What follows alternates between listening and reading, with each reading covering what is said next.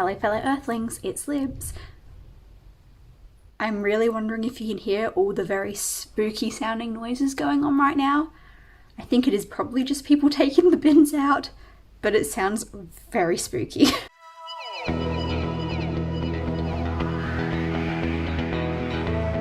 Hello fellow earthlings, it's Libs, and in this video I'm going on a blind date with a book, or technically two books. So I saw Kayla from Books on Lala do a video kind of like this, and I was feeling a little inspired and a little spendy, so I decided I was going to give it a go myself, just a more toned down version. So I ended up doing a bit of a sneaky purchase on Bin Chicken, something that now seems to have become a bit of a habit, but it's great and I'm happy about it. Here is my parcel. I know what one of the books is, but the other two are a complete mystery. So the whole package is wrapped up like a present, which is very, very cool. You can see, of course, we've got our good old Bin Chicken on the sticker. I love this company. They're based in Queensland and they sell secondhand books. They are amazing.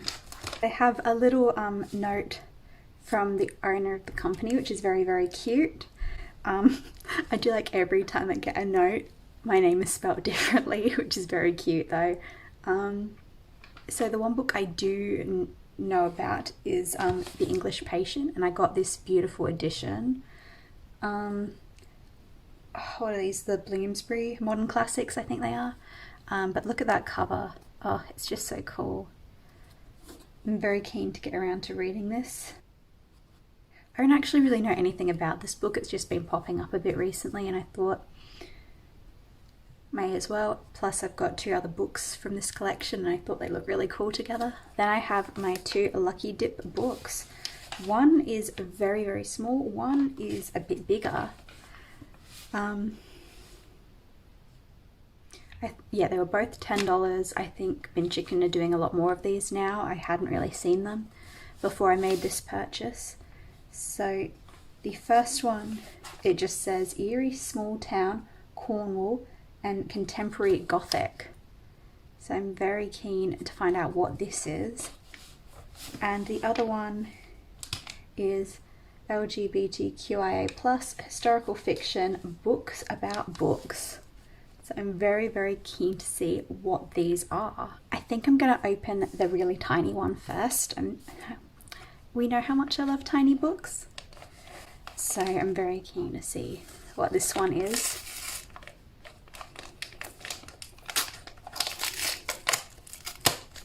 Five minutes later.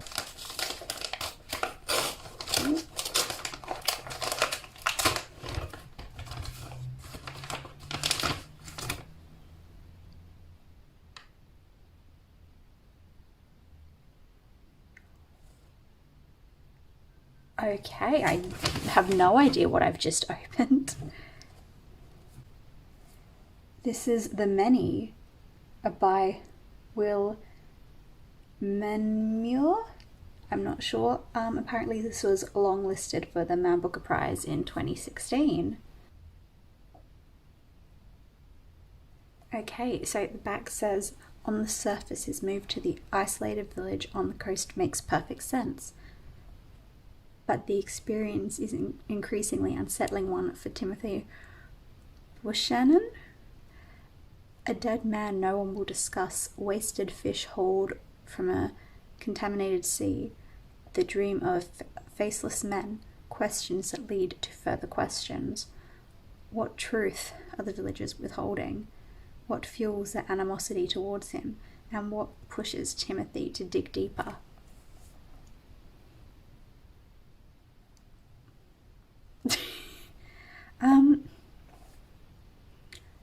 I don't know what to say. I'm not sure, but I'm curious to read this and see what I think.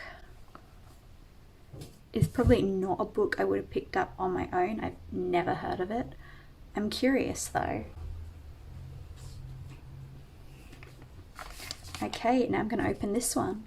2 hours later.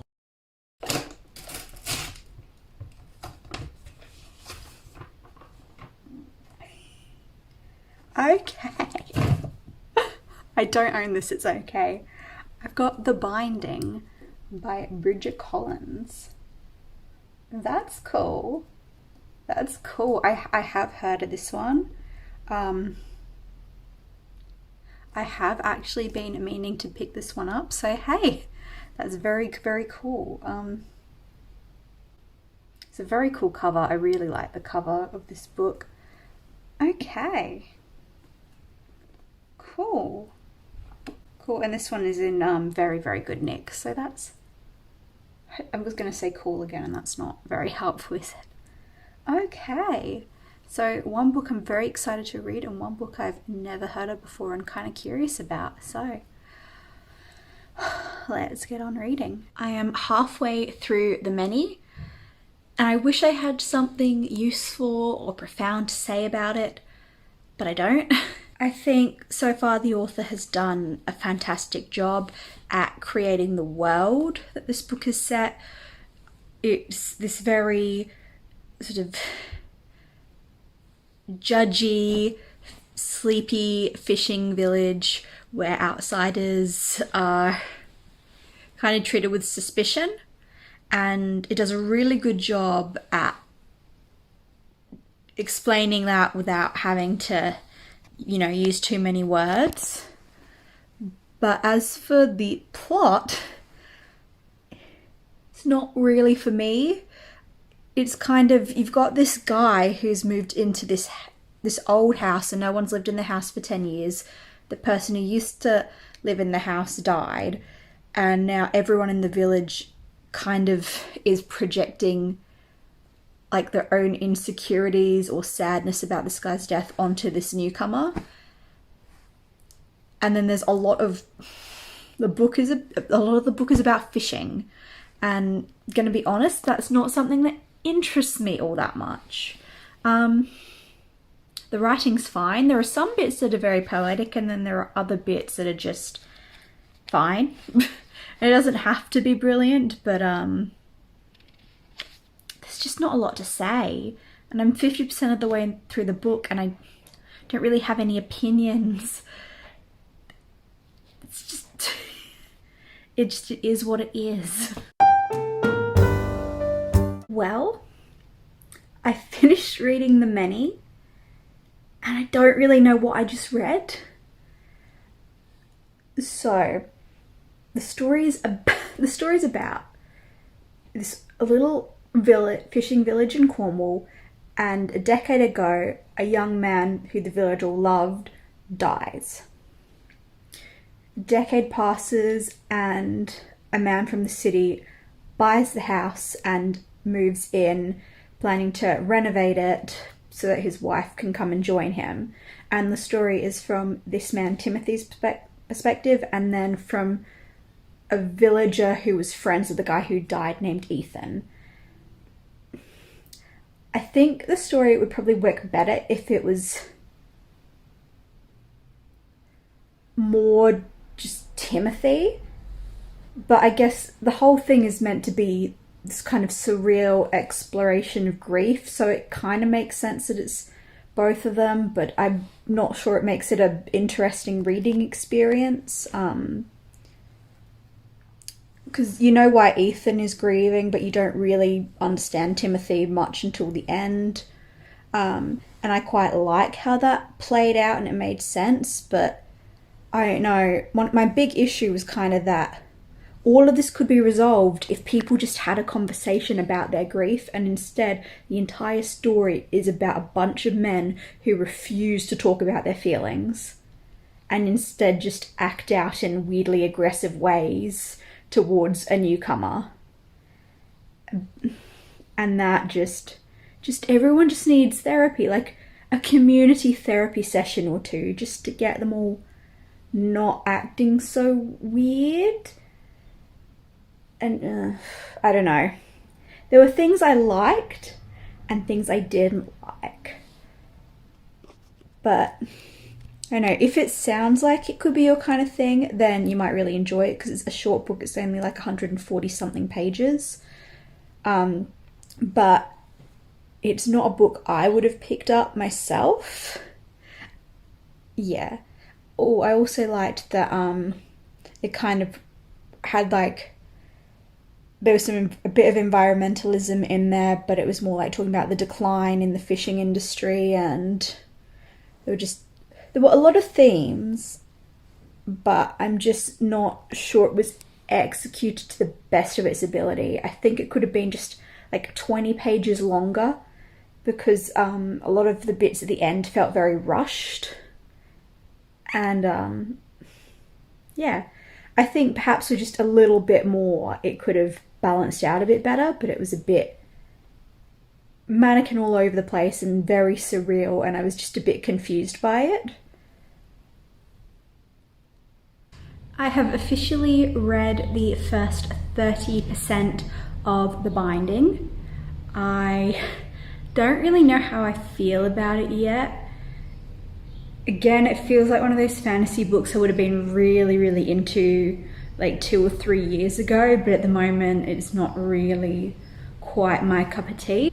It's about this young man named Emmett who is kind of forced to become a binder's apprentice, and it's him learning what being a binder is.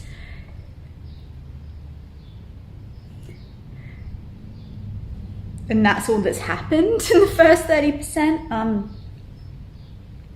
It feels almost like a lot has happened.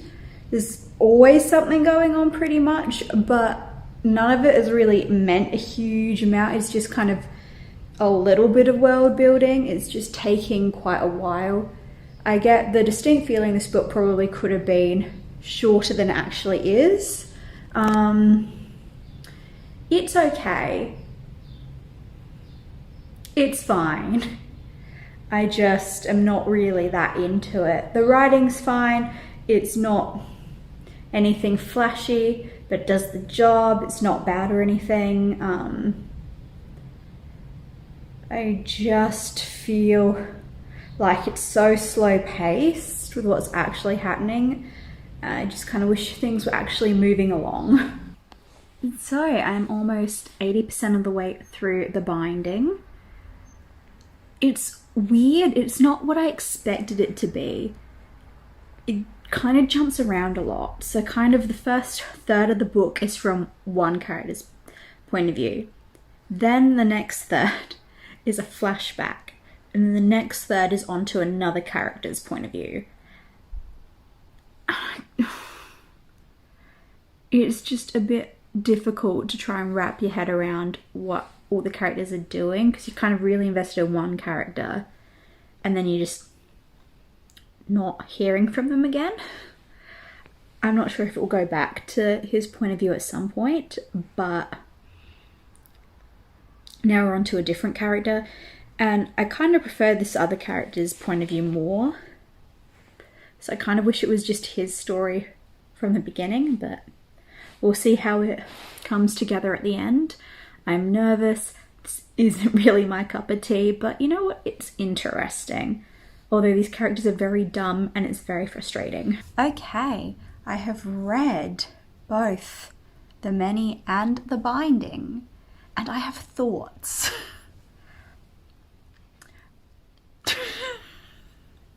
Okay. The Many was kind of weird. I liked the themes that were explored in this book, and I think that the description of the book that I got was pretty solid. It was a Cornish Gothic contemporary something. I do not remember what it was, but I think it kind of hit those things. It just wasn't very interesting. I think it's just, I liked the themes. But it was a bit all over the place. I normally think books should be shorter, but I wish this one was longer because it didn't really explore things in very much depth. And I think it wanted to be profound and really interesting, but it wasn't. So, don't really recommend it. But if you're interested, go for it. Then we have The Binding. The Binding. It was what the packaging said it was, but it was also not great. So you've got this kind of magical realism world where people can go to binders, and binders will take whatever your worst memory, in theory, they'll take your worst memory and turn it into a book so that you can't remember what that memory was. And if someone tries to tell you, you can't take it in, you can't actually hear it. It's like being underwater, which is a very cool idea. But this is a story that you have, the first third is from one character, the next third is a flashback to what that character chose to forget, and then you have the final third from the other character. And it's kind of all over the place a bit. So you're kind of like learning about this world from the first character. But then the character is actually genuinely interesting is the one at the end. But then both of these characters are so stupid. They are so stupid that it just made it very frustrating to read. Because they just are dumb. And I get that they both kind of don't have their memories. But when they don't have their memories, they're just really like ridiculously judgy, mean people to each other. And it's just kind of stupid how they act, and I just was not into that. I also feel like this book needs 50 million trigger warnings, because boy, a lot of things happen that are not good.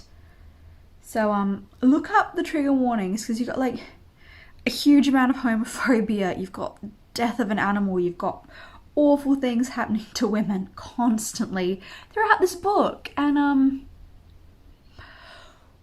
it probably wouldn't have been a book I was looking forward to reading if I'd known about these trigger warnings beforehand, because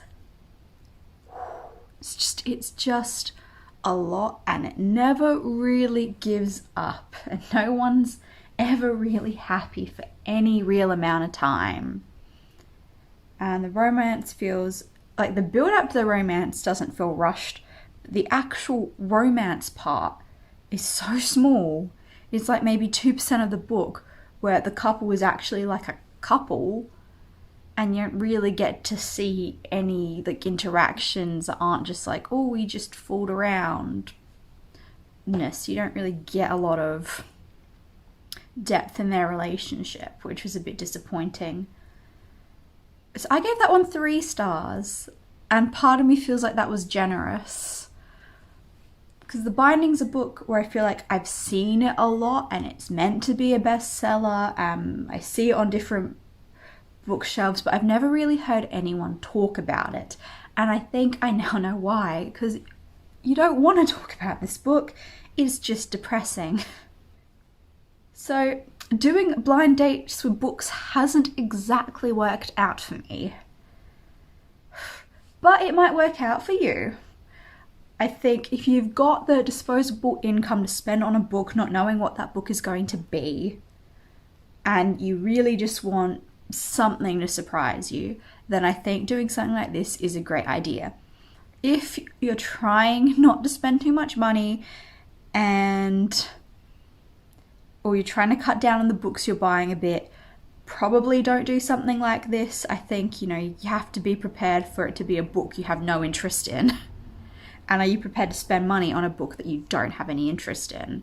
You might get something amazing, you might not. It depends so much on so many things, and I think having, essentially like 3 to 5 words telling you about a book isn't really enough to know if you're going to be interested in it or not.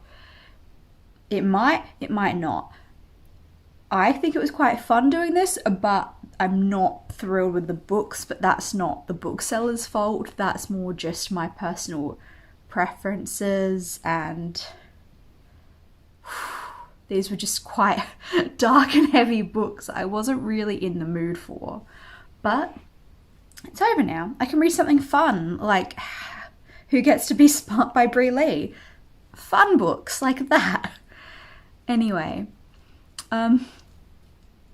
let me know if you're interested in doing blind dates with books, or if I've just managed to put you off forever. I hope I haven't. It was fun receiving the packages and I enjoyed opening them. I just wish the books were a little bit better. That's it from me, and I will see you next time. Bye.